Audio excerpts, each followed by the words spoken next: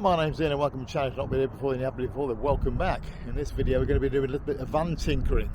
We're going to be going on a big trip in January and I'm looking to carry out a service on the van, but there's certain parts of that service I may not need to do. So I've just taken the cover off the air filter and going to have a look at that to see whether I need to replace the air filter or not, or whether I just need to maybe just do an oil and filter change instead, as in like oil filter and just change the oil. But there's also other few bits and bobs I want to carry out in the van as well at the same time. So I've just removed the cover off of the top of the air filter. I must say the screws are absolutely knackered now, so I need to look at replacing those. We'll just sort of show you one of them. In fact, that's probably the better one of all of them. Yeah, they're getting rather chewed up on the top, and it's quite difficult to sort of get at them. So each time you do it, it makes it harder and harder to get them undone. So I'll be doing that, changing those screws, part of today's task. So we've got the air filter down there, and I changed this in January of this year, so it's now December, and we've been to Iceland in it, Faroe Islands, and just carried out about 6,000 miles. So I was wondering whether I need to replace that, but perfectly truthful, it ain't that bad. I think we can get away with that for another season potentially. I mean, it looks pretty good inside as well if you look down it. So yeah, I think we'll get away with that. So probably part of the next service that I do is that I'm just at the moment just working out what parts I need.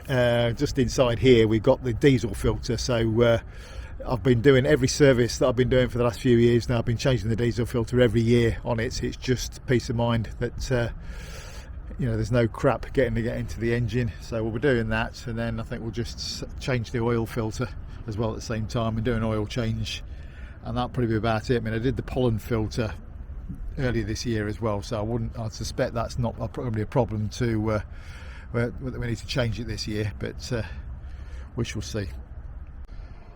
So I just found 4 of these screws in a screw box, so they should do to replace the ones that's a bit dodgy. I'll be a bit more careful that I don't sort of over tighten them or basically knacker the end of the screw when I'm putting them in. Yeah, so that's the air filter cover back on now with 4 nice new screws. So at least I shouldn't have a problem getting that one done next time I come to do it. So they're quite awkward to get at. So as I said, once you've had the thing on and off a few times, the heads of those screws wear out quite quickly. So having some new ones on there for next time is a good thing.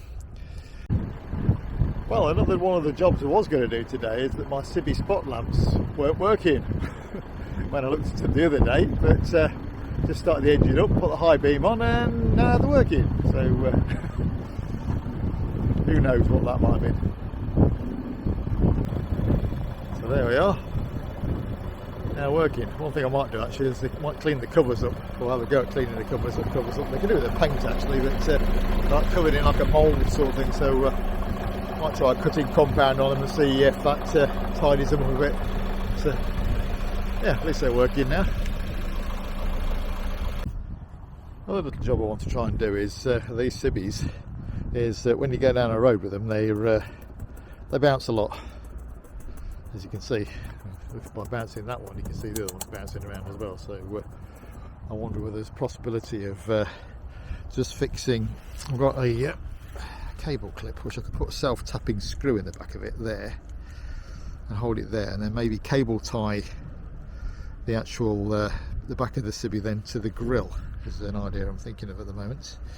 But, whether that's going to work or not, who knows. Well, definitely made a difference there. So that's one that's not been done. See the bounce of that. And then this one, I basically just fitted a little cable clip on there, self-tapper in there, and a zip tie. And there's a bit of bounce. If you thump it, there's a bit of bounce in there, but that's taken out a lot of the movement in it compared to that one that's wobbling about. So hopefully when we're going up and down a lane with it, it's not going to be bouncing about all over the place. So that's the cable ties done on both of those now, so it's hopefully they won't get quite so much bounce in them as what they were. I mean, there's a little bit of bounce there with it there. I mean, ideally what we could really do is a little strap on here instead, but where I'm currently living at the moment, I haven't got access to too much stuff, so it's really whatever tools I've got with me.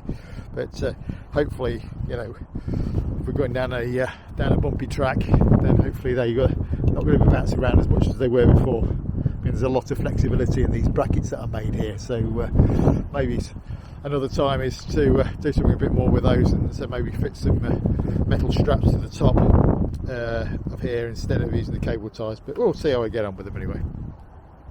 I'm just faffing about with them, just sort of double check, make sure they're still working. But in reality, there's quite a bit of movement to this grill as well, so whether that will bounce as we go along, you know, if you look at that, it's bouncing around quite a lot like that, but they're a lot better than what they were anyway, so we'll see what happens with them. As I said, I might need to fit some sort of a restraining bracket on them instead. I don't know whether it's even on top of that grill there's a lot of movement in there, so I don't know, we'll see.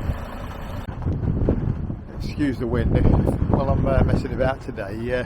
This bike carrier of mine, when I've got the lights on, for some reason the lower half of this LED doesn't light up very much compared to the one at the top.